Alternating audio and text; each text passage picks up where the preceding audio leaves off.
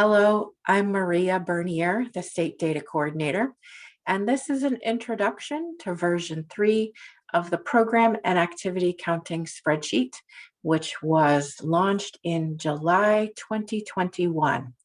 This new version, version 3, does have significant improvements over the previous version that I hope will make your numbers easier to capture and easier to report on both your annual report and summer reading report.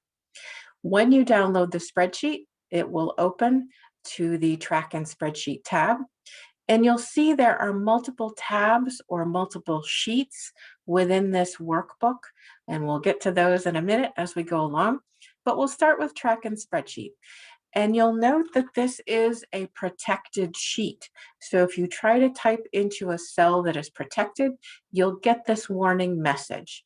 And that's on purpose so that nobody deletes formulas that are important or terminology that's important. If you do need to unprotect the sheet, watch the pro tips video to see how to do that. Now, as you're entering data into this sheet, Track and Spreadsheet, the formulas rely on consistent and accurate data within this sheet. So be sure that you are entering everything completely and correctly where it should be entered. Now you must enter a program name in order for your program to be counted. So that's an important column in terms of counting the number of programs that happen. Be sure you're typing something there. Also, be sure that you are typing a date here in a date format, either with slashes or hyphens, or you can even type this and it will automatically be converted into a date format by Excel. So be sure that you're putting a date in there. If you try to use periods, this will not be converted to a date format and it will not be calculated correctly by the formulas. So be sure that you are using an actual date here.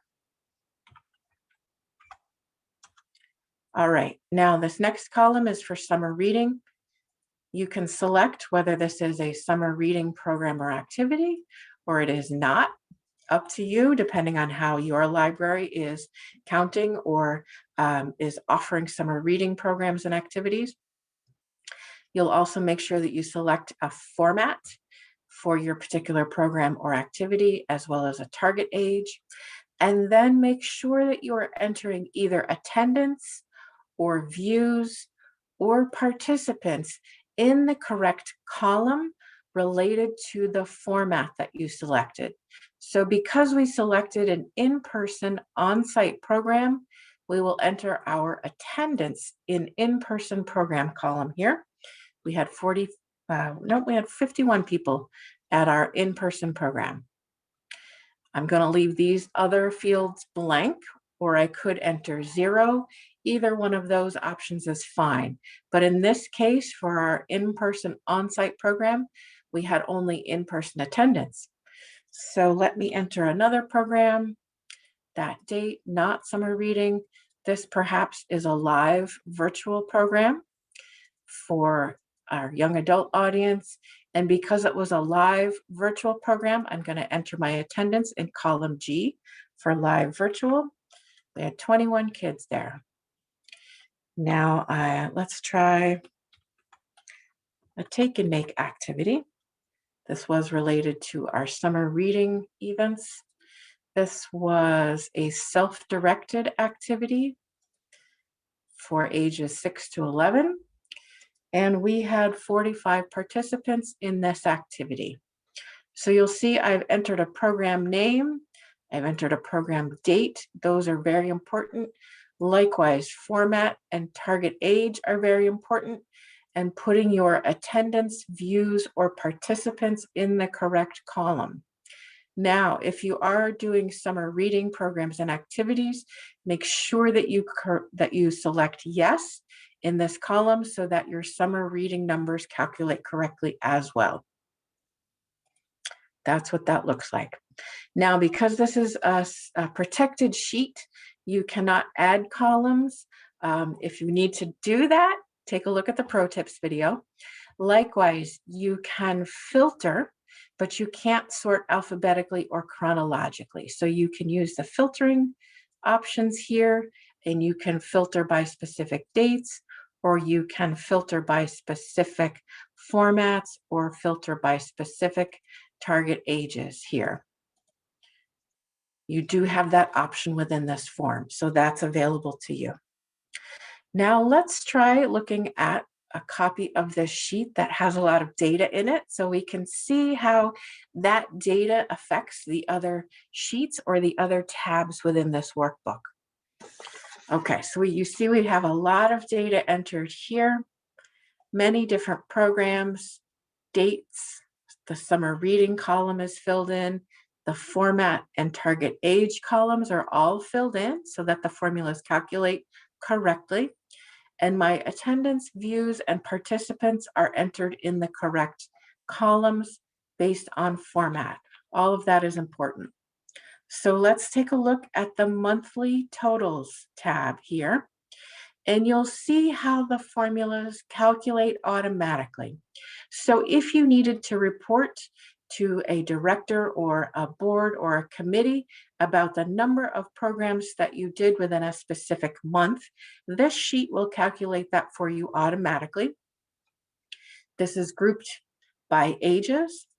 So you'll have children ages 0 to 5 here at the top. You'll have the number of programs that are offered here and attendance here.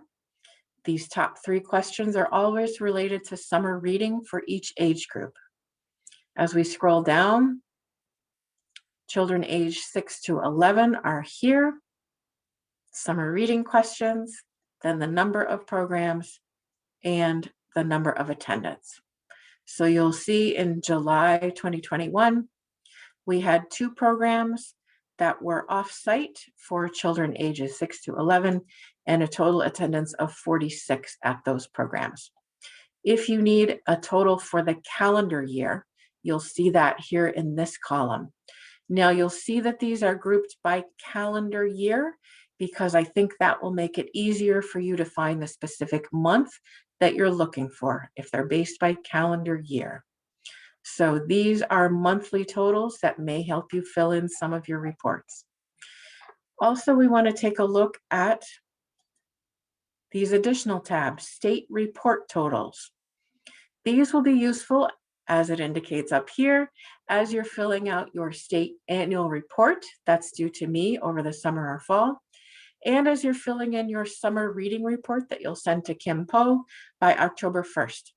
These totals, again, will calculate automatically based on the data you have entered. Accuracy matters. So your reporting year. This is the year in which you submit your report. So it's not necessarily a fiscal year or a calendar year.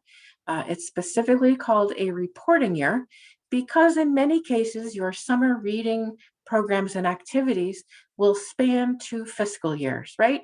If you started summer reading in June and it went through August, that's 2 separate fiscal years, but it's really 1 reporting year. So all of the summer reading programs and activities that you offered in 2021 will be calculated right here. Then as we scroll down, these questions are specifically related to your state annual report. This is the order and the format in which they are included in the state annual report. And you will just submit these numbers for these specific questions in the annual report form. So based on the data that we had entered in track and spreadsheet in reporting year 2021, which is July 1st, 2020 through June 30, 2021, we offered 3 in-person on-site children's programs for ages 0 to 5 with a total attendance of 39 people at those programs. So these calculate automatically based on the data. Now we do have the option here to keep using this exact same spreadsheet, this same workbook for the next 5 reporting years. You can do that and see how your numbers change from year to year or how you compare them from year to year. As we scroll down, you'll see here's children ages 6 to 11. Keep going. Here's our young adults ages 12 to 18. Keep going. Our adults ages 19 plus. As we continue to scroll, Here's our family or general or intergenerational, whatever term you use for those all ages intergenerational programs. Those are here as well.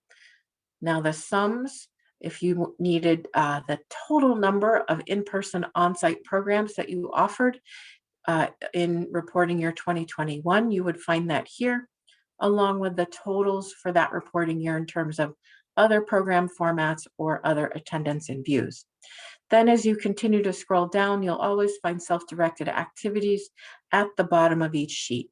So number of self-directed activities and then number of participants. Again, these calculate automatically. Very handy for your state report. Now there's a new tab here, Customizable Totals. This is based on a pivot chart, a pivot table. And you'll see up here in red, in bold, to get the latest totals, you must refresh this table every time you enter new data. So we're going to select a cell here, right-click on it, refresh, and you'll see how this table has filled in with extensive data. And right now it's arranged by month. So in 2021, here are the months worth of data. We can actually see a total for all of our programs, activities, attendance for calendar year 2021. And then as we go on, there are months listed in 2022. We can use additional filters to select specific things that we'd like to learn. This little box up here is what Excel calls a timeline. You can change this timeline. So first of all, if we would like to look at months, we can certainly do that. So if we'd like to look at the months of July 2021 through perhaps just the months of 2021, we can move this little slider so that we're just getting July through December 2021. And you'll see how the data down here refreshed itself based on the program dates that we used. It can be easier for the timeline up here to look at quarters. Perhaps we'd like to look at calendar year 2021. So we change the timeline here and the data changed down here in the table. Now you'll see it gives you a total number of programs and activities. If you'd like to break that down by format, you'll select specific formats here. You can select them one-on-one or select several at a time and it will show you the totals. Perhaps we'd like to see all programs that we offered for young children. And that's how we'll do that. And this particular table will show you only the months in which you offered programs that fit these filter criteria. So in January, July, August, September, October, we offered programs for ages 0 to 5.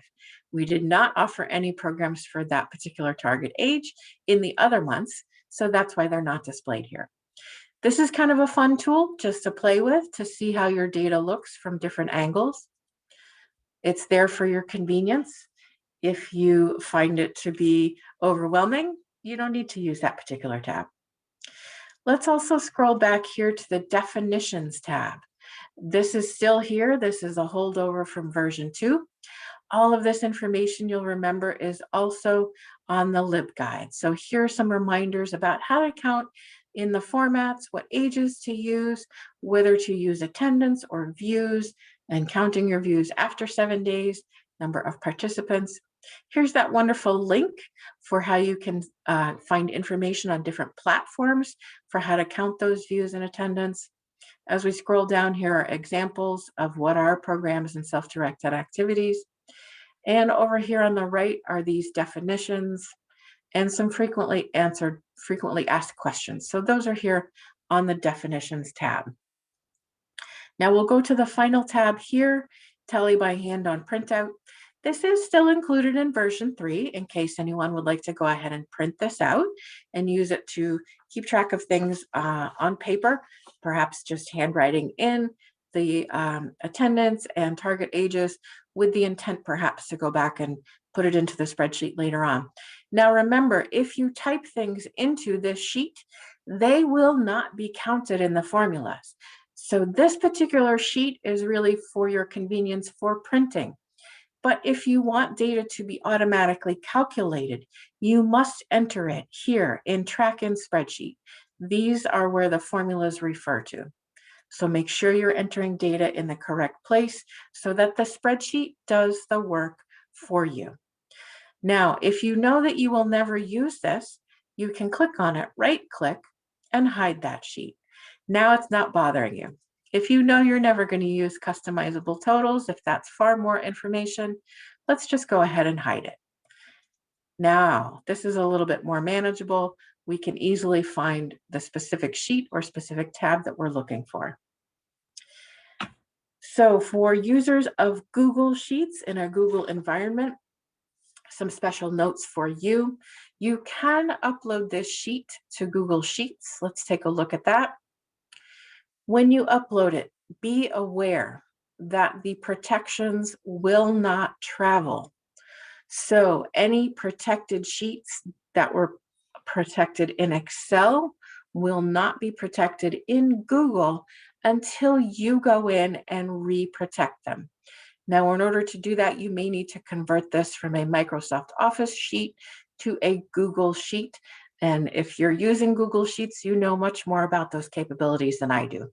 Google also has this nice help menu right here that can help you do that.